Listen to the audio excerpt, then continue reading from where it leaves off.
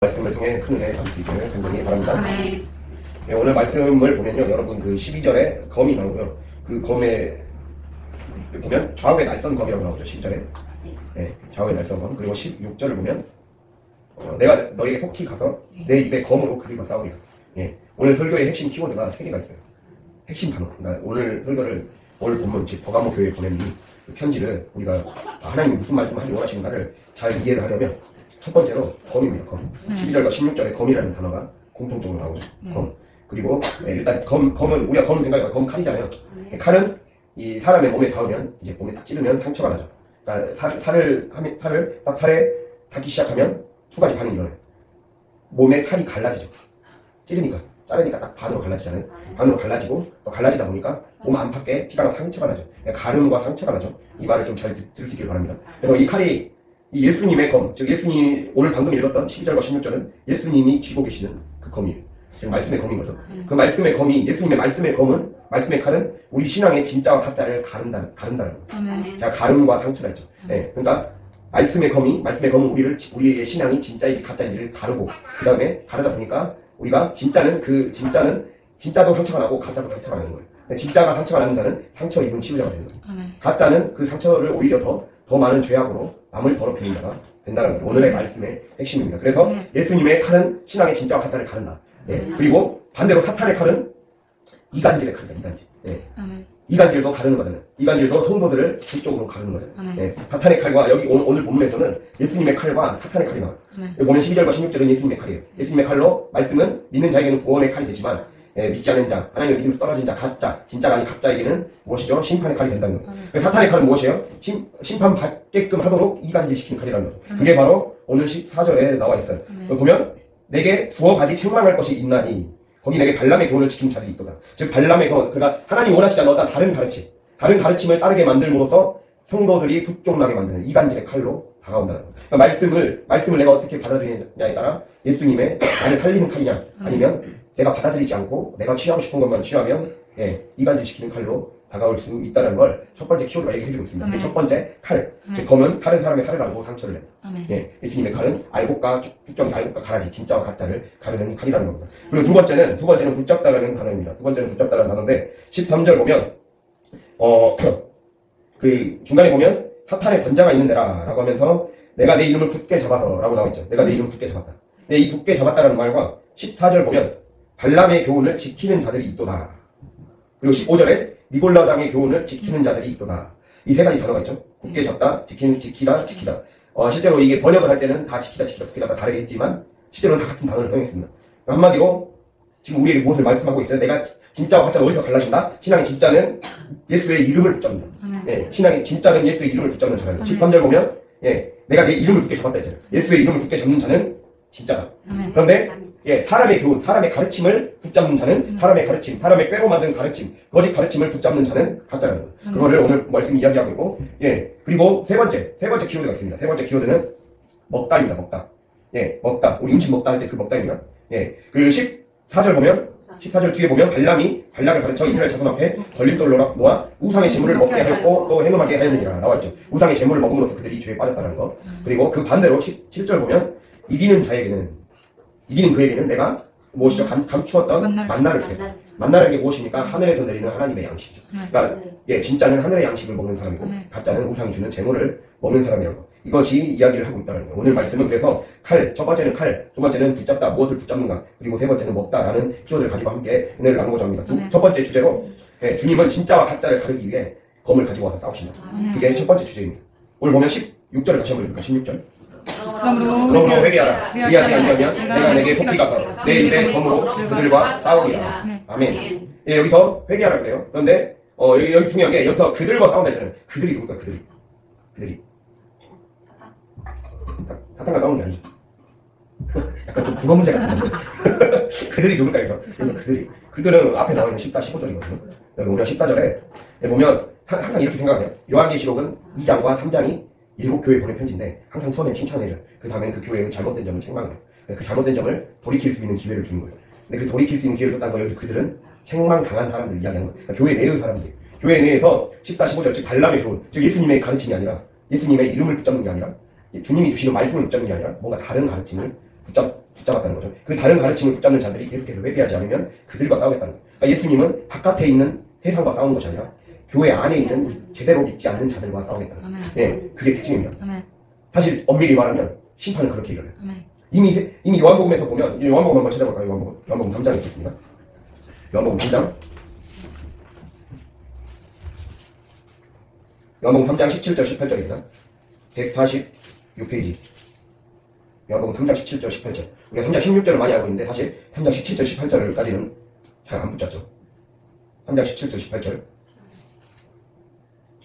네, 함께 읽겠습니다. 하나님이 그 아들을 세상에 보내신 것은 세상을 심판하려 하심이 아니요 그로 말미암아 세상이 구원을 받게 하려 하심이라. 그를 믿는 자는 심판을 받지 아니하는 것이요 믿지 아니하는 자는 하나님의 독생자의 이름을 믿지 않음으로 벌써 심판을 받은 것이니라. 아멘. 예, 세상은 하나님의 이름을 처음부터 믿지 않았기 때문에 이미 심판 가운데 떨어진 자들이라는 거예요. 그럼 중요한 것은 믿음에서 시작했는데 도중에 가르침에 떨어진 자들, 그들에게 회개의 기회를 주고 싶다는 거죠. 예, 그래서 요한계시록은 믿는 자들이 서야 된다는 거. 사실 성경 전체가 그걸 얘기하고 있어요. 하나님을 믿지 않는 자들, 하나님을 믿지 않는 이방인들, 하나님의 선택에서 떨어진 자들, 그건 누가 선택에 떨어진지는 알 수 없어요, 사실. 그래서 우리가 전도해야 되는 거죠. 그런데 중요한 거는 그러한 사람들은 이미 심판이 예정돼 있다는 거예요. 그럼 중요한 거는, 우리에게 중요한 건 내가 믿음에서 떨어졌다면, 내가 말은 진짜로 살아야죠. 진짜 신앙인으로 살아야죠 하면서도 꼭 가짜와 다를 바 없는 삶을 살아가는 사람들은 주님이 회개의 기회를 줄 때 반드시 회개해야 된다. 그렇게 하지 않으면 주님이 그들과 싸우겠다고 이야기를 하고 있다는 거예요. 그게 오늘의 말씀의 핵심입니다. 좌우의 날선검. 예, 검은 양쪽 다 상처를 입게 되잖아요. 좌우의 그 날선검으로 우리를 심판하기 위한 목적으로 주님이 싸우시겠다는 거예요. 예, 오늘 이 말씀 좌우의 날선검이라는 말은 그 요한계시록 19장 15절에 이 말씀이 나와 있습니다. 19장 15절을 찾겠습니다. 418페이지입니다.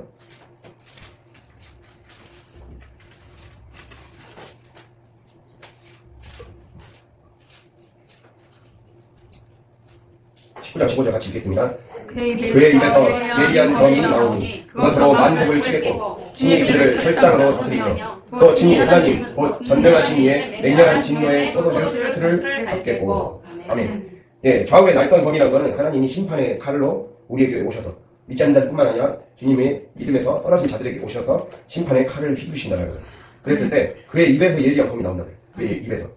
예, 말씀은 우리 안에 예리한 검과 같아서 주님의 말씀이 우리 안에 들어가면 누구도 꼼짝할 수 없다는 거예요. 누구도 어떠한 힘도 쓸 수 없고 그 안에 내가 진짜가 되든지 가짜가 되든지 반드시 일어날 수밖에 없다라고 이야기하고 있는 거예요. 그러면서 가짜는 어떤 일들이 일어나냐? 맹렬한 진노의 포도주 틀에 밟히는 일이 일어나요. 포도주 틀에 밟힌다는 거는 이스라엘 민족들은 수확 시기에 되면 포도주 틀에 이제 딱 포도를 가득 넣고 여러 사람이 들어가게 밟는 거예요. 틀을 안에 밟으면 짜서 나오겠죠. 포도주 즙이 나오겠죠. 그 즙이 나온다는 게 포도즙이 나온다는 건 하나님의 심판의 피를 상징해요. 심판의 피. 주님이 심판하시겠다는 거예요. 붉은 포도즙이 이제 피를 상징하는 피의 색깔이잖아요. 그래서 그 심판과 죽음의 피로 주님이 완전히 심판의 추수를 행하시겠다는 뜻입니다. 즉 알곡과 가라지를 가르는 대대적인 심판을 행하시겠다는 거예요. 우리가 이것들을 기억해야 됩니다. 요한계시록 14장도 한번 찾아볼까요? 요한계시록 14절. 그래서 하나님이 이제 14장 14절을 펴놓고 들으면서 하겠습니다. 14장 14절. 네. 하나님이 이제 마지막 때에 경고를 하시는 거예요. 우리에게 믿음의 진짜를 지켜야 된다. 그렇게 지키지 않으면 지키는 자에게, 믿음을 지키는 자에게는 보상의 추수가 있을 것이다. 너희들에게 하나님이 축복의 보상을 해줄 것이다. 그게 요한계시록 14장 14절에서 16절에 예언되어 있는 거예요. 네. 주님이 14절에 보면 끝에쯤에 보면 손에 예리한 낫을 가지고 15절에 낫을 휘둘러 거둡니다. 그렇게 함으로써 땅의 곡식이 다 익어 거둘 때가 이르렀습니다. 그러죠. 그러니까 하나님께서 예리한 낫을 가지고 예수님께서 휘두름으로써 믿음을 끝까지 붙잡은 자들에게 보상의 축복을 주시겠다. 그래서 하나님이 친히 택하신 자들을 반드시 추수할 것이고 이것을 주님께서 반드시 이루실 것이다. 그래서 믿음을 붙잡은 진짜에게는 보상의 추수가 있지만 17에서 20절은 보응의 추수예요. 보응의 추수. 즉 보상의 추수는 구원의 추수죠. 보응의 추수는 주님이 심판의 추수를 하겠다는 거예요. 주님이 그렇게 하나님을 저버리고 주님의 뜻대로 살지 않은 자에게 보응하겠다는 거예요. 보응의 추수를 하겠다고 17에서 20절이 그거를 이야기를 하고 있어요. 그런데 이 말씀을 잘 보면 여러분 잘 보세요. 14장 15절 보면 또 다른 천사가 성전으로부터 나와, 즉 이게 무슨 말이야? 성전에서부터 이 일이 시작된다는 거거든요. 그리고 14장 18절도 보면 또 불을 다스리는 다른 천사가 제단으로부터 나와 예리한 낫 가진 자를 향하여 큰 음성으로 불러 이르되, 이렇게 여기까지 있겠습니다. 이 제단도 성전의 기도 제단을 의미하는 거예요.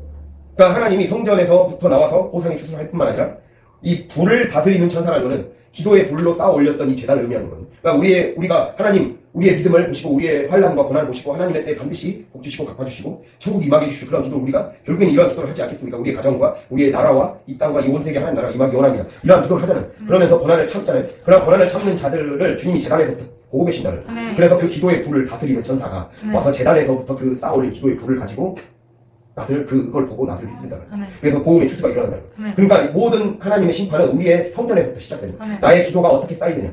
그러니까 우리의 기도가 그만큼 중요하다는 걸 이야기하는 거예요. 요한계시록은 미래에 일어날 일들만 이야기하는 것이 아니라 성전에서부터 우리가 어떻게 예배하고 기도해야 우리가 쌓아올린 기도와 우리가 쌓아올린 예배가 얼마나 중요한지. 그러니까 세상은 어떤 의로운 일을 한다고 해서 바뀌는 게 아니라 뭔가 막 멋진 정의로운 일을 한다고 해서 바뀌는 게 아니라는 거예요. 우리의 기도가 쌓아올려진 것이 작아 보이지만 세상을 오히려 더 크게 바꿀 수 있다는 거예요. 예. 대한민국이 그래도 여기까지 오게 된 거는 기도가 쌓아올려졌기 때문에 버틸 수 있었고, 예. 가난하고 힘들었던 나라에서 지금까지 오게 된 거예요. 마찬가지로 지금도 위기의 때이 아닙니까? 나라가 위기의 때이고 풍전등화의 때이고 언제 이 경제적으로나 문화적으로나 예, 또 기독교도 많이 힘들어진 이 시기에 결국에는 주님이 이러한 교회가 무너져가는 것 같은 이 시기에서도 주님이 성전 안에서부터 다시 세우겠다는 거예요. 그러니까 그 남은 자들을 보고 그 기도를 보고 주님이 나라를 세우시고 가정을 회복시키시고 다 그렇게 회복시키시겠다는 거예요. 주님이 우리에게 그걸 얘기하고 있는 거예요. 그 심판은 그렇게 성전의 기도에서부터 시작됩니다. 우리의 기도가 쌓아 올려질 때 그게 시작되는 거예요. 그게 요한계시록 8장 3에서 5절에서도 나와 있어요. 이건 제가 읽어드리겠습니다. 아까 그 말에 그 천사를 의미합니다. 불의 제단, 즉 기도 제단을 담당하는 천사가 그 또 다른 천사가 와서 제단 곁에 서서 금 향로를 가지고 많은 향을 받았으니 이는 모든 성도의 기도와 합하여 고자 금 제단에 드리고자 함이라. 향연이 성도의 기도와 함께 천사의 손으로부터 하나님 앞으로 올라가는지라. 천사가 향로를 가지고 제단에 불을 담아다가 땅에 쏟음에 우레와 음성과 번개와 지진이 나더라. 이 말씀이 무슨 말씀이냐? 이게 본격적으로 요한계시록에서는 이 일곱 교회 편지가 끝나고 하나님을 찬양하고 예배하는 그 다음에 어린 양이 봉인을 뗍니다. 그 봉인을 떼고 나서 이제 주님이 본격적인 이제 진짜 구원이 있으려면 반드시 심판이 있어야 된다는 걸 전제로 하거든요. 우리가 마찬가지로 우리의 환난도 더 많은 축복을 받기 위해 더 많은 구원을 얻기 위해 우리의 환난이 통과되어야 되는 것처럼 이 세상을 주님께서 구원하시기 위해서는 반드시 하나님이 심판을 행하셔야 돼요. 그 심판을 어떠한 근거로 행하시느냐? 바로 성도들의 기도에서부터 시작한다는 거예요. 성도에서 쌓아올린 기도를 보고 그 긴 제단에 쌓인 기도를 보고 그 기도의 불을 세상에 쏟는다는 거예요. 이게 8장 한번 나중에 가서 읽어보세요. 8장 1에서 5절. 이 본격적인 하나님이 이 인을 떼서 이 땅에 재앙을 내리시고 심판하시고 즉 우리를 정화시키시고 세상을 새롭게 구원하시기 위한 우리 가정을 바꾸시기 위한 구원을 시작하실 때 하나님이 반드시 우리의 기도를 근거로 일을 시작하신다. 그거를 이야기하고 있다는 겁니다. 그래서 우리가 이 말씀을 이렇게 적용해야 돼요. 네, 내가 정말 하나님 앞에 하나님의 심판은 우리의 성전에서부터 시작된다. 내가 쌓아올린 기도가 나의 보상과 보응의 그 한 끗 차이를 결정한다는 사실입니다. 그렇기 때문에 내 안에 뭘 심느냐가 중요한 거예요. 뭘 심느냐. 우리가 아까 보면 분명히 우리가 눈으로 보기에는 이 보응의 추수, 즉 심판의 추수도 겉으로 보기에는 사람들이 분별을 못하게 돼요.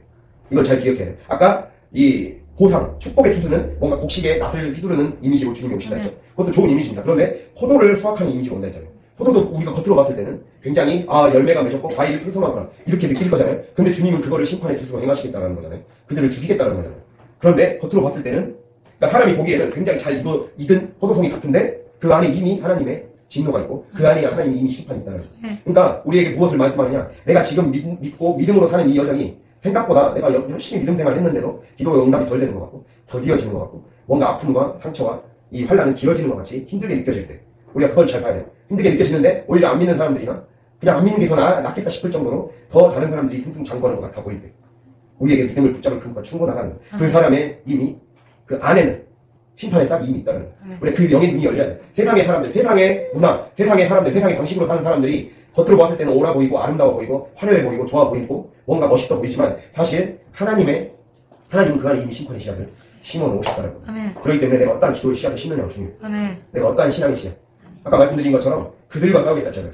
그들은 이미 믿지 않은 그들이 아니라는 거예요. 이미 믿지 않은 그들도 포도주 틀에 들어가겠죠. 그러나 더 중요한 거는 그들 속에 교회에서 벗어난 사람. 교회 안에는 있지만 세상을 바라보는 사람. 세상의 방식대로 살아가는 사람. 오늘 마귀의 아까 말씀드렸죠. 예수님의 칼은 진짜 가짜를 가는 칼이지만 사단의 칼은 이간질하는 칼이라 했어요. 이간질하는 칼이라는 거는 아까 이제 조금 이따 더 나갈 거지만 타협하게 만든다는 거예요. 타협의 교리를 만들고 타협의 말씀을 만들고 말씀을 내 형편에 맞게 타협하게 만들어서 적당히 지켜도 문제가 없는 것 같이 보이게 살아가는 거죠. 그렇게 하는 자에게 주님이 좋아 보이잖아요. 들어봤을 때 신앙생활 오래 한 것 같이 뭔가 있어 보이는 것 같이 그러나 그것 속에 자기 이미 그 안에 진짜 씨앗을 놓는 거죠. 그걸 보고 주님이 심판하시겠다는 겁니다. 그래서 심판의 싹 어떤 것을 심느냐 내가 어떤 기도의 씨앗을 심느냐 내가 말씀 앞에 늘 나를 찌를 때 그거를 그대로 주님이 나를 이끌어 가시도록 맡겨 드립니다. 그 회개를 주님 바라신다는 겁니다. 그걸 기억할 수 있기를 바랍니다. 그래서 말씀에 보면 이렇게 알곡과 가락이 진짜 가짜를 가르는 도구로 쓰여질 것입니다. 사탄에게 그렇게 우리가 이제 다시 본문으로 돌아가면 결국에는 그거예요. 내가 하나님의 믿음을 붙잡느냐, 진짜가 되느냐 가짜가 되느냐는 한마디로 얘기하면 아까 우리가 13절에 사탄의 권저라는 표현이 있습니다. 권저는 왕좌라는 표현이에요. 왕의 자리. 내 마음속 왕의 자리. 마음속에 성전이 있잖아요. 내 마음속 성전의 왕의 자리를 주님께 내어주느냐 마귀에게 내어주느냐의 차이죠. 사탄에게 영혼의 왕의 자리를 내어주느냐, 주인 자리를 내어주느냐, 아니면 하나님에게 주님에게 왕의 자리를 내어주느냐. 그것이 회개의 사람이다. 그렇게 말씀하고 있다는 겁니다. 그래서 이제는 정말 내 안에 조금이라도 사탄의 권좌, 사탄에게 왕의 자리를 내어주었던 삶의 습관들이 있다면 돌아오라. 돌이켜라. 자꾸만 세상의 방식대로 조금이라도 따라가려는 내 안에 느슨해진 마음이 있다면 돌이켜라. 그래야 주님이 만나를 주시겠다는 그걸 말씀하고 있다는 사실입니다. 우리가 이거를 꼭 기억해야 됩니다. 그래서 이 말씀을 가지고 또 한 번 더 깊이 가보면 이 칼이 지니는 의미에 대해서 조금 더 영적으로 들여다볼 수가 있습니다. 우리가. 그래서 아까 말씀드린 것과 별개로 아까 제가 말씀드렸죠. 칼은 가르고 상처를 낸다. 즉 사람의 살에 닿는 순간 몸을 딱 가르죠. 살을 가르죠. 몸 안팎에 상처가 납니다.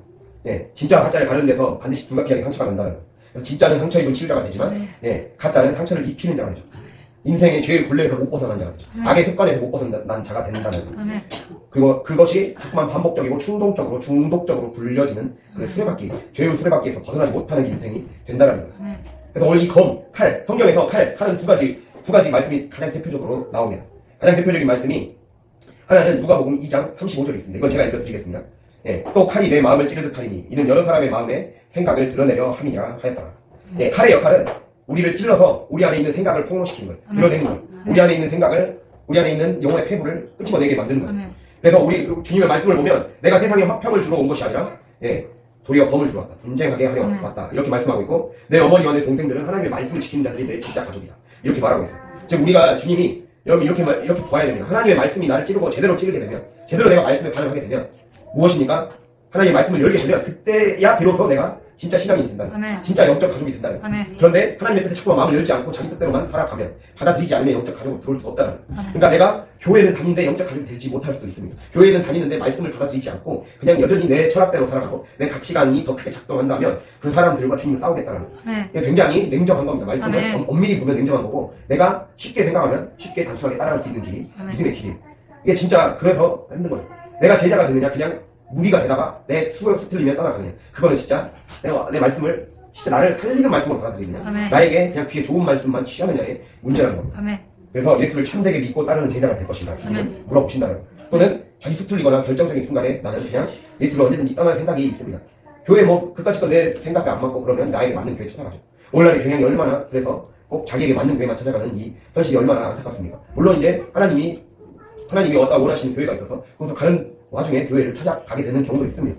그러나 하나님은 교회를 왔다 갔다 이것저것 왔다 갔다 하면서 자기 어디다 헌신하지 않고 말씀으로 자기를 변화시키고 공동체를 통해 성숙하게 되고 부딪히면서 교제하면서 일어나는 그런 하나님의 나라를 확장시켜가는 것, 고난을 통해, 고난의 참여함을 통해 하나님 나라를 확장시켜가는 가련한 하나님의 뜻은 반드시 영적인 가족이 되어야, 반드시 공동체가 되어야 그것을 이룰 수 있다는 거예요. 그 고난을 통과해야 복을 받죠. 그 고난을 통과하지 않으면서 무슨 복을 받을 수 있습니까? 그러한 사람은 어쩔 수 없이 주고 싶어도 고음의 추수밖에 못 된다는 거예요. 심판의 추수밖에 받지 못한다는 거예요. 그래서 우리는 심정적으로는 알 수가 있습니다. 저 사람 저렇게 신앙생활하다가 힘들어요.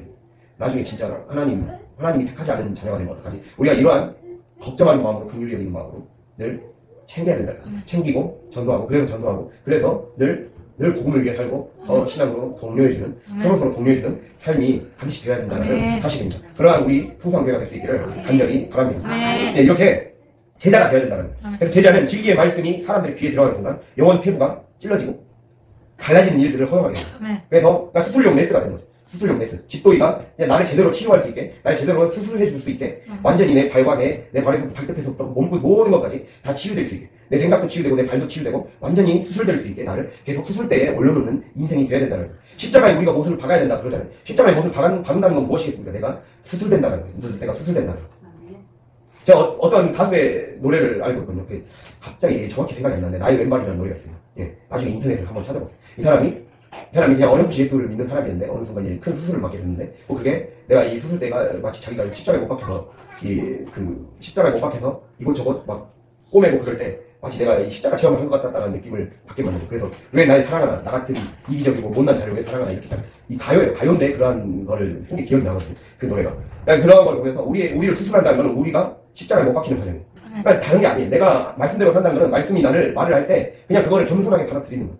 아, 내가 이렇게 해야 치유되구나. 내가 이렇게 해야 수술이 제대로 될 수 있겠구나. 그걸 받아들이고 언제든지 폭로되는 걸 두려워하지 말아야 한다는 사실입니다. 그렇게 자기가 자신이 벗겨지고 내 안에 갈라지고 상처난 몸속에 들어올 때 진짜 모습을 드러낼 때 쏟아낼 건 쏟아내야죠. 그래서 수술할 건 수술해야죠. 고칠 건 고쳐야 된다는 거예요. 그래서 내 안에 감춰져 있던 밑바닥을 반드시 드러내어야 한다는 사실입니다. 그렇게 함으로써 내 안에 동물적인 본능과 질성을 고살시켜야 되는 거예요. 내 안에 동물적인 본능과 질성을 그렇게 동물을 부추가듯이 그렇게 내가 잘려지고 부서져야 된다. 그래서 이브리서 4장 12절에 혼과 영과 및 관절과 골수가 찔러 쪼개져야 된다는 거죠. 내 혼이 찔러 쪼개져야 되는 거죠.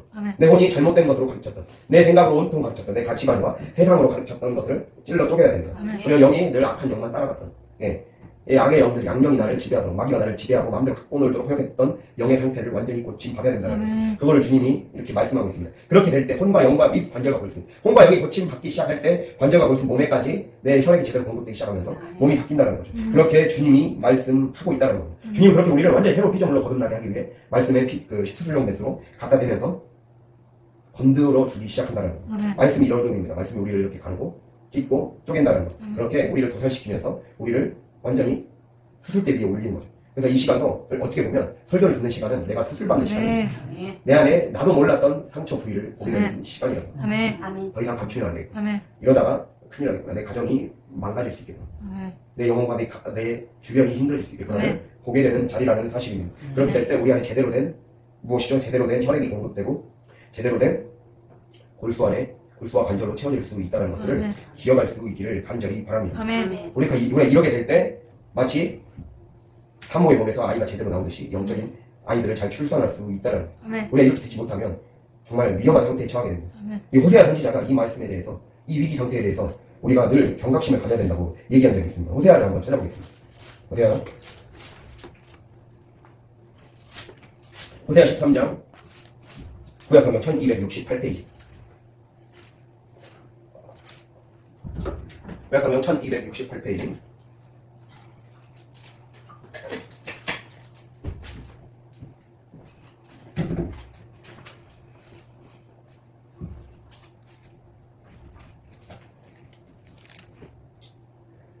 네, 13장 12절부터 14절입니다.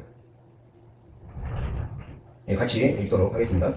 에브라임의 온 부리가 몽함 되었고 그 죄가 저장되었나니 해산하는 여인의 어록이 그에게 임하리라. 그는 지혜 없는 자식이로다. 해산할 때가 되어도 그가 나오지 못하느니라. 내가 그들을 스스로의 권세에서 승리하게 사망에 더 구속하리니 사망아 내 재앙이 어디 있느냐, 스스로가 내 멸망이 어디 있느냐, 네 주니 내 눈앞에서 숨으리라. 아멘. 이 말씀은 사실 조금 특히 14절이 조금 번역이 엄밀히 말하면 이게 조금 번역이 애매한 거예요. 제가 이제 다시 보겠습니다. 이게 어떻게 생각하면 되냐면 13절에 이렇게 있어요. 13절에 해산하는 여인의 상태예요. 지금 이스라엘 백성이 해산하는 여인인데 봐보세요. 그는 지혜 없는 자식이로다. 여기 지혜 없는 자식이란 건 해산하는 여인 안에 있는 그 태아가 지금 위험한 상태라는 거예요. 무슨 말이냐, 해산할 때가 되어도 지금 몸 밖으로 나오지 못하는 상태. 왜 그러냐면 12절에 에브라임의 부리가 봉함되었고 그 죄가 저장되었나니, 이게 무슨 뜻이냐면 봉함되었다는 게 에브라임의 죄악이 마치 탯줄이 담겨서 완전히 아이가 나올 수 없는 상태. 아이가 지금 막 해산하기 직전이거든요. 그런데 뭔가 아이가 위치가 잘못되어 있거나 아니면 탯줄에 너무 감겨 있어서 묶여버리면 나오지가 못하잖아요. 그래서 잘못하면 장애인을 출산할 수 있는 그런 위험한 상태예요. 그래서 에브라임의 죄악이 그런 마음, 이 해산하는 그 뱃속에 있는 아이가 천운이 완전히 묶여있어갖고 잘못하면 장애인을 출산할 수도 있는, 장애아를 출산할 수도 있는 상태로 위험한 상태에 되어 있다는 거예요. 그게 그들의 죄악이 쌓여서 저장되어 버렸기 때문에, 죄가 저장되어 버렸기 때문에 그들 안에 이게 무엇이와 제대로 된 정상적인 아이가 출산하지 못한 상태가 되어버렸다는 거예요. 그렇게 되다 보니까 13절에 이 해산하는 여인과 같은 이제 고통이 임하기 시작했다. 그들의 죄가 그렇게 쌓이다 보니까 해산하는 여인의 고통이 시작됐는데 태아 또한 제대로 지혜가 없는 자식이라는 거예요. 그냥 해산할 때가 됐는데도 자동이 열리는 위치에 서 있지 못하는 거예요. 네, 그 위치에 제대로 서서 머리부터 나오든지 아니면 손이 묶여있지 말든지 그렇게 되는데 모든 것이 다 최악의 상태라는 거예요. 그래서 그렇게 나오지 못한 상태, 죄악으로 가득 찬 상태, 한마디로 지금 버가목교회에 회개하지 않는 자들과 같은 상태인 거예요. 그런 상태를 여기 있는 14절은 무엇이냐, 내가 스월의 권세에 성량하며가 사실 대부분의 번역에서는 물음표. 내가 이들을 과연 구원해줘야 되냐, 이 말이에요. 구원해줘야 되냐. 이걸 왜 이렇게 번역을 했냐면 15절 이후에 그래도 내가 사랑으로 구원해야 되겠지라고 하나님이 이 긍휼로 나중에 하신 건데, 사실 14절 그 자체로만 보면 우리에게 경고를 주는 거예요. 내가 너희 같은 사람들도 구원해줘야 되냐? 내가 너희들도 수월의 손에서 지옥에서 건져줘야 되냐? 내가 죽으면서 너희들을 속량해줘야 되냐? 너희같이 회개 안 하고 끝까지 너희 마음대로 살아가고 그래서 완전히 죄악을 쌓아놔서 장애 하나 기형 하나를 낳을 것 같은 그러한 영적 상태인 그런 산모의 상태인 너희들에게 내가 어떻게 너희를 구원해줄 수 있게 도와줄 수 있겠냐? 이렇게 말합니다. 그러면서 마지막에 뉘우침이 내 눈앞에 스물이라. 너희는 뉘우치지 않고 있다는 거야. 너희는 회개하지 않고 있다는 거야. 회개해야 이 기회를 주겠다. 이거예요. 그러니까 엄밀히 말하면 회개하지 않고 있다는 거예요. 사실 회개하지 않고 있어서 그 회개하지 않는 상태를 이러한 상태로 용서하고 있다. 얼마나 무섭습니까? 저는 이 말씀을 언어를 개인적으로 공부하면서 발견하게 됐거든요. 보면서 하나님의 마음이 이 정도구나. 영적 우리가 이럴 수가 있다는 거예요. 주님이 우리 안에서 굉장히 우리를 기뻐하시고 우리를 구원해주고 싶으시고 우리가 놀라운 복을 주고 싶어서 영적인 건강한 아이를 출산해주고 싶고 그런데 내가 자꾸만 내 방식을 쌓아가고 내 죄를 쌓아가고 나의 어떠한 생각을 나의 습관을 버리지 못하면 어떻게 한다는 건 내 안에서 기형아를 생산할 수 있는 위험성을 내가 쌓는 짓을 할 수도 있다는 거죠. 사살시켜버리는 거죠. 유산시켜버리거나 사살시켜버리는 거죠. 아이를 유산시키는 것과 똑같습니다. 그러니까 우리도 못 보는 사이에 영적으로 많은 아이를 유산시켰을 수 있다는 거죠. 내가 그 순간에 더 빨리 순종했다면 더 좋은 아이를 출산할 수도 있었을 겁니다. 그런데 그것들을 늘 우리는 때를 놓쳤다는 거예요. 그거를 주님이 우리에게 얘기하고 있습니다. 그래서 우리는 늘 이런 의식을 가져야 돼요. 우리는 주님이 신랑이고 우리가 신부라면 우리는 영적인 아이를 지금 어떻게 보면 주님의 사랑으로 영적인 아이를 출산할 수 있도록 우리 안에 딱 포화를 씨를 집어넣어준 거예요. 그래서 우리는 어떻게 보면 우리 안에 임신이 된 상태. 그거를 낳아야 돼. 아이를 낳아야 돼. 건강한 아이를 출산할 수 있도록 해야 돼. 이미 우리 안에 축복의 기억들을 주셨다는 거예요. 그래서 그러니까 주님이 그거 달라트 비유가 그거예요. 우리 안에 각자에게 각자의 그릇에 맞게 이미 임신을 시켜주신 거예요. 임신을 시켜주셔서 아이를 어떻게든 잘 태교시켜서 출산시켜야 돼요. 출산시키지를 못하고 있다는 거예요. 태교 중요성을 깨닫지도 못하고 그냥 내 마음대로 살다가 유산시키는 것이 너무나 많잖아요.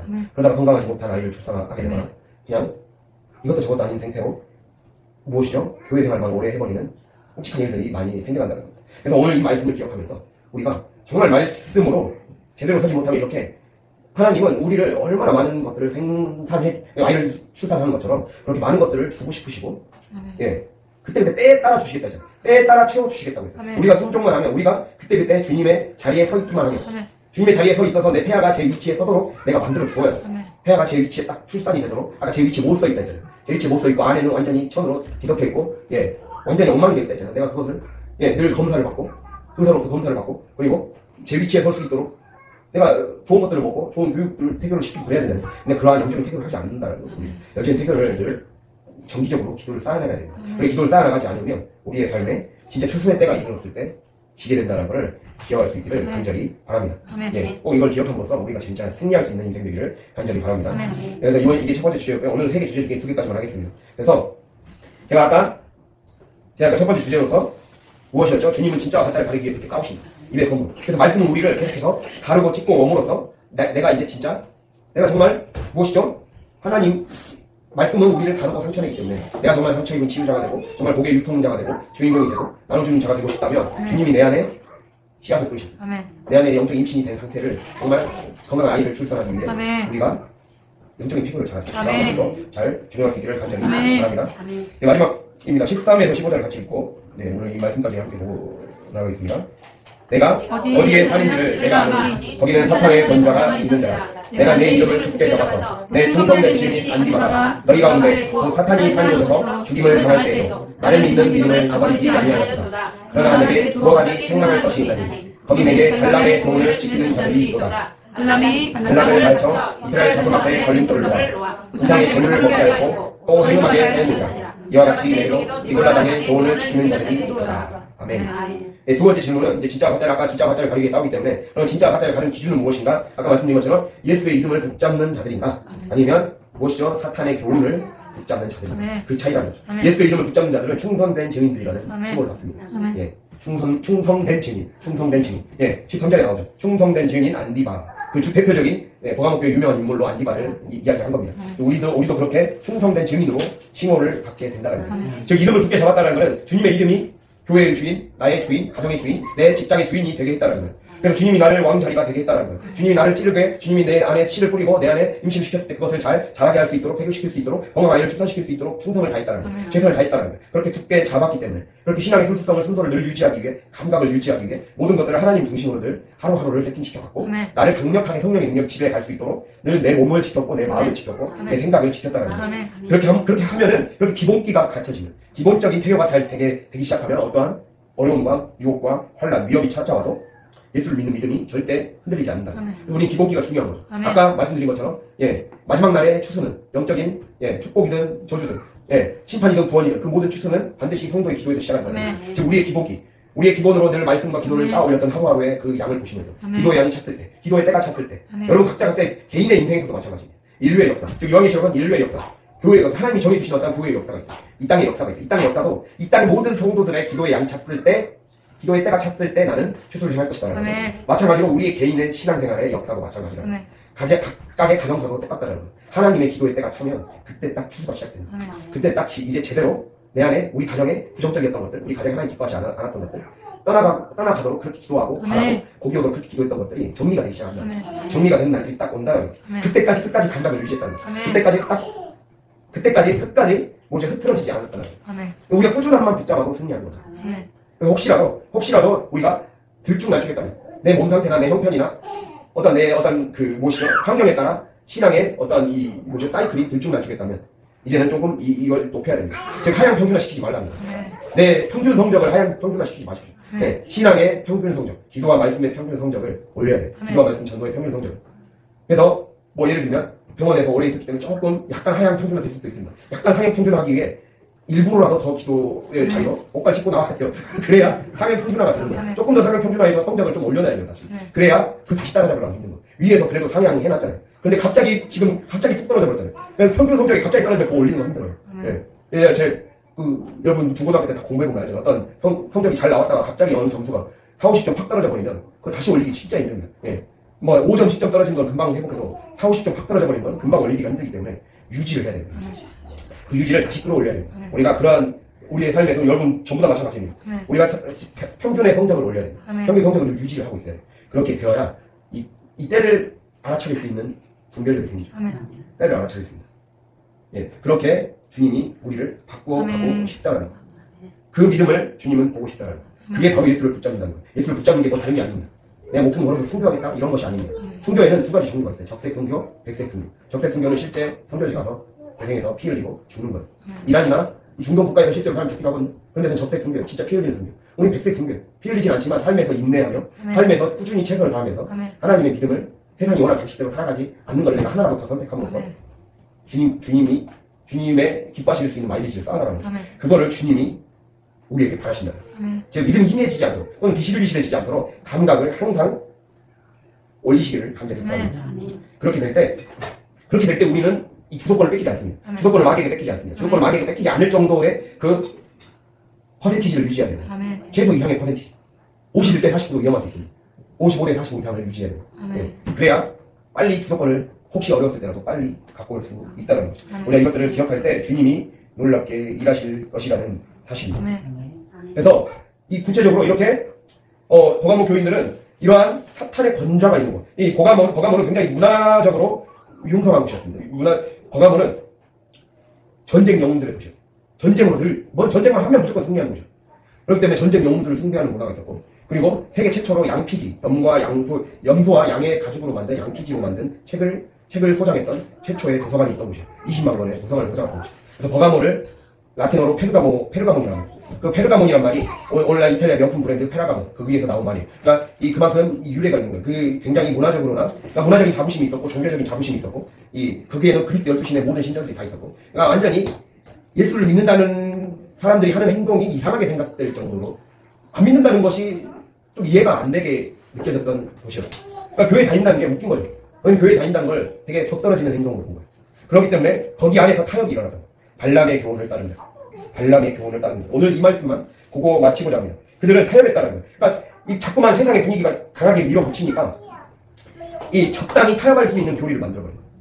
적당히 타협해서 왜냐면 그렇게 세상이 너무 그것의 도시의 분위기가 도대체 이 교회를 다니면 손해볼 수밖에 없는 경제 구조로 가고 있었어요. 그러니까 힘든 거죠. 사회생활 하기가 너무 힘들게 고립시키는 그 어려움까지 야기되는 거예요.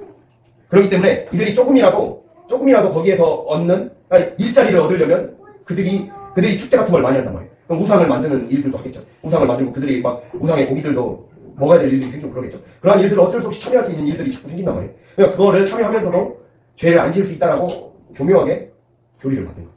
그래서 거기 안에서 음행이 일어나게 만들고 죄악을 합법화시킨 거죠. 예, 타협을 했다는 거예요. 이 타협이 마치 발람과 발락의 이야기와 똑같다는 거예요. 여러분 발람의 이야기를 알고 있습니까? 이 말씀만 보고 여기에서 얻을 수 있는 교훈만 마지막으로 보고 마치고자 합니다.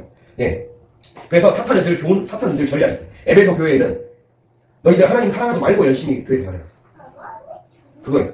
첫사랑을 보냈느냐. 에베소 교회에는 교회 열심히 하고 교회 좋은 일 많이 하고 예, 선한 사업 많이 하고 뭐 남들이 보기에 부러운 일 많이 하고 살아라. 근데 하나님에 대한 첫사랑은 못하게 만드는 거예요. 그게 마귀의 에베소 교회를 향한 전략이었습니다. 서머나 교회를 향한 전략은 무엇이었냐? 계속해서 비방하고 참수하는 거예요. 너희들 그렇게 충성한다고 해서 뭐 하나님이 너희들의 삶에서 얼마나 이거 개죽음일 뿐이다 하면서 자꾸만 유대인을 통해서 참석하게 만들었어요. 그리고 세 번째, 버가문은 타협하게 만들었어요. 교리적으로 타협하게 만들었어요. 교리적으로 그럴싸한 교리를 만들어서, 그럴싸한 거짓 가르침을 만들어서, 이단적인 가르침을 만들어서 교회 안에 이단적인 가르침이 스며들게 만들었다. 그게 사탄은 그렇게 늘 기억해야 됩니다. 교회의 약점을 파고들어서 그 교회의 약점에 맞는 맞춤형 전략을 세워서 공격이 되어 있습니다. 우리 교회의 약점을 파고들게 되어 있습니다. 우리 교회의 약점을 그래서 늘 끼어 있어야 됩니다. 사탄 마귀는 그렇게 하나님이 붙들고 계신 교회 자체를 못 흔드니까. 어차피 교회는 주님이 지키고 계신 교회는 절대 멸망하지 않거든요. 근데 교회 안에 있는 사람들이 흔들립니다. 교회 안에 있는 사람들이 하나님을 멀리 떠나는 거예요. 그렇기 때문에 그 사람들이 이간질하게 만드는 거예요. 타협하게 만드는 거예요. 그렇게 함으로써 여러분 14절 보면 끝에 보면 발람이 발락을 가르쳐 이스라엘 자손 앞에 걸림돌을 놓아 우상의 제물을 먹게 하고 행음하게 했다. 이게 중요합니다. 우리의 삶에 마귀는 계속해서 교회에 그리고 우리의 삶에 걸림돌을 놓습니다. 그래서 그 걸림돌을 반드시 덥석 물도록 만들어요. 미끼를 물도록 만든다. 그래서 그 미끼를 물도록 만드는 걸 계속해서 반복해서 중독되게 만들어요. 그래서 그 수레바퀴 속에 헤어나오지 못하게 만들어요. 그래서 이걸 자꾸만 정당화시키게 만드는 거예요. 그냥 어쩔 수 없는 거 아니냐. 이렇게 사는 것이. 이렇게 살아야 먹고 살 수 있는 거 아니냐. 하나님 믿으면서 그럼 어떻게 돈 없이 삽니다. 이런 식으로 해서 하나님이 뭔가 하나님을 위해 원하신 것이 있었는데 이 식으로 타협하게 만들어서 자꾸만 중요한 믿음의 어떤 도약을 하려고 할 때 타협할 수밖에 없게 만들기 자신을 세뇌시킨다. 그래서 그대로 끌고 가게 만든다. 그걸 행음이라고 표현하는 겁니다. 성경에서 행음은 직접적으로 성적인 나쁜 것을 의미하기도 하지만 영적인 음행을 얘기하는 거예요. 영적으로 신랑이신 예수님을 버렸다는 거예요. 신랑이신 예수님을 버리고 다른 말씀을 쫓았다는 거예요. 그거를 이야기하고 있는 겁니다. 그래서 우리가 민수기 22장에서 25장에 그런 말씀을 하고 있거든요. 여러분 이제 나중에 22장을 읽어보세요. 22장에서 25장을 읽어보면 이제 이스라엘 백성들이 본격적으로 민수기는 신명기의 요단강 건너편에 비로소 딱 무엇이죠? 요단강 건너편을 점령하기 전에 도착하게 되죠. 그 도착하기 전까지의 이제 옮겨가는 과정을 이야기하고 있어요. 그러다가 20장까지 잘 가다가 21장에 갑자기 멈추게 돼요. 그러니까 적들이 우회하게 만들어요. 그렇기 때문에 또 광야로 가게 되거든요. 또 광야로 가게 되면서 그들이 열심히 전진해 나갔어요. 그래서 이제 뭐죠? 이제 점령할 수 있겠다. 이제 드디어 요단강을 건너 하나님의 약속의 땅을 향해 드디어 이제 싸움 한번 해보겠구나. 이런 기대감을 갖고 갔는데 적들이 다시 또 막기 시작하는 거예요. 그러면서 어쩔 수 없이 우회로를 또 택하면서 또 잠시 광야 생활을 해야 되는 장면이 21장에서 25장까지 나와요. 근데 그때 나왔던 일이 22에서 25장입니다. 그때 이제 발람이 나옵니다. 발람이라는 이제 유브라데 강에 사는 선지자가 나옵니다. 그 선지자가 어느 날 하나님의 음성을 듣습니다. 모압 왕이 이스라엘이 너무 싫은 거예요. 이스라엘이 너무 싫어서 이스라엘을 저주하고 싶은 거예요. 이스라엘이 그 자기네들을 무찌르고 무엇이죠? 약속의 땅으로 가는 걸 싫어하는 거예요. 모압 발락이 가는 걸 싫어하니까 이 발람이라는 선지자가 용한 점을 볼 수 있고 용한 사람이었어요. 그래서 그 사람을 불러서 저주하면 그 저주가 이루어질 거라고 생각해서 자꾸만 그를 돈 주고 매수하려고 했어요. 근데 사실 하나님이 계속해서 꿈속에서 환상을 통해서 나타나서 막았어요. 하지 말라고. 내가 이스라엘을 축복했다고 계속 얘기했는데 자꾸만 꼬드기기 시작하니까 어쩔 수 없이 못 이기는 척하고 갔단 말이에요. 갔는데 이제 계속해서 세 번이나 한 번 저주해주라. 이스라엘에 저주해주라. 발락이 요청을 했는데 발락 왕이 요청을 했는데 또 하나님이 자꾸만 입술을 틀게 하셔서 또 이스라엘 축복한 거예요. 그러니까 왜 축복하느냐 이렇게 하니까 다시 또 어쩔 수 없이 또 저주를 하려고 했는데 또 하나님이 축복하기 위해서 또 축복했어요. 세 번째까지 그렇게 했어요. 세 번째까지 그렇게 해서 결국에는 축복할 수밖에 없었고 끝나버렸단 말이에요. 그런데 25장을 보면 갑자기 이스라엘 백성이 그 곳에서 모압 바로 맞은편 그 시딤이라는 땅에서 바알을 섬겼던 모압 족속의 여인들과 음행을 하기 시작합니다. 여러분 이게 무엇을 의미하겠습니까? 광야의 생활이 길어졌어요. 우리의 삶의 생활이 점점 신앙생활이 점점 지루해지고 힘들어지고 고난이 오래되다 보니까 어느 순간 유혹의 거리가 찾아왔죠. 걸림돌을 놓기 시작했죠. 그들이 저주의 목적을 이루기 위해 이스라엘이 바라보는 곳에서 높은 산이나 높은 언덕에서 이 산당을 차려놓고 이 한마디로 임시 신전을 차려놓고 그곳에서 이방 종교들은 항상 거기에서 음행을 같이 했어요. 성적인 행동을 같이 하면서 한단 말이에요. 그럼 유혹의 거리가 될 거 아닙니까? 그럼 유혹의 거리가 되면서 그들이 넘어가기 시작한 거예요. 하나님은 축복했다고 하지만 그 안에 이 유혹의 거리들을 이기지 못한 백성들이 그 유혹에서 넘어지게 되면서 어떻게 됩니까? 결국에는 하룻밤 사이 24,000명이 연병으로 죽게 된다. 우리가 그 말씀의 교훈을 제대로 보아야 됩니다. 그러니까 한마디로 걸림돌을 놓는다는 거예요. 마귀는 그렇게 늘 걸림돌을 놓습니다. 그러니까 우리의 신앙이 내가 점점 왜 내 기도의 제목들이 더 지루해지는 것 같고 오래되어지는 것 같고 뭔가 매너리즘에 빠질 때를 조심해야 된다. 그럴 때 걸림돌을 딱 놓습니다. 교묘하게 걸림돌을 놓고 또는 내가 돈이 없고 힘들고 어려울 때 걸림돌을 놓습니다. 돈이라는 유혹의 걸림돌, 욕망이라는 유혹의 걸림돌을 놓아서 반드시 넘어지게끔 설치해둔다. 그걸 어떻게든 미끼를 물게 만든다. 그러면 지게 됩니다. 그러면 가짜가 됩니다. 가짜는 그렇게 사탄의 교훈을 붙잡는 거예요. 이렇게 해도 큰 문제 없다. 하나님 사랑하신다 하지 않아요. 하나님 사랑하신다는 말도 있긴 있잖아요. 그러니까 하나님 사랑하신다 하지 않으냐 그러한 반쪽짜리만 붙잡는 거예요. 그리고 하나님의 사랑과 은혜만 붙잡고 하나님을 향한 어떤 충성과 믿음의 신실함을 붙잡지 않은 사람들이 얼마나 많습니까? 은혜의 교리를 붙잡고 행함이 따라가는 믿음을 붙잡지 않은 사람들이 얼마나 많나요? 주님이 그 이야기를 오늘 저와 여러분에게 해주고 있다는 겁니다. 그래서 오늘 말씀을 통해 타협의 신학이 반드시 온다. 타협의 교리, 타협의 가르침. 그렇게 우리 앞에 늘 주님, 마귀는 걸림돌을 놓아서 그걸 독성 물게 하고 결국에는 반복되어서 나를 합리화시키게 만든다는 것. 우리가 이것들을 기억하면서 우리의 삶이 이제는 변해야 됩니다. 하나님이 우리의 삶이 이기게 하시기를 바라고 있습니다. 그러한 거 먹지 말고 내가 하늘이 주는 만나를 너에게 주고 싶다. 이렇게 말하고 있습니다. 나는 너희에게 이 17절에 그러잖아요. 17절에 나는 너희에게 감추었던 만나를 주고 싶다. 감춰져 있던 하늘의 만나. 여기 감춰져 있던 하늘의 만나라는 거는 언약궤 안에 있는 그 만나, 그 만나를 주고 싶다. 십자가의 사랑을 주고 싶다. 언약궤 안에 십계명 돌판이 있었고 아론의 쌍난 지팡이가 있었고 만나가 있었잖아요. 그렇게 하늘의 만나, 하늘의 음식으로 채워주고 싶고 자꾸만 세상에 미끼를 물지 말아라. 내가 너를 더 즐겁게 해주고 싶다. 내가 너에게 더 소중한 것들을 선물해주고 싶다. 정말 참을 수 있겠느냐 주님이 우리에게 말씀하신다는 것. 그렇게 될 때 주님이 우리에게 영예로운 선물을 주시겠다는 것. 우리가 이것들을 이제는 소망할 수 있기를 간절히 바랍니다. 오늘 말씀을 이렇게 마무리하고자 합니다. 주님은 우리 삶의 신앙의 진짜가 되기를 바라십니다.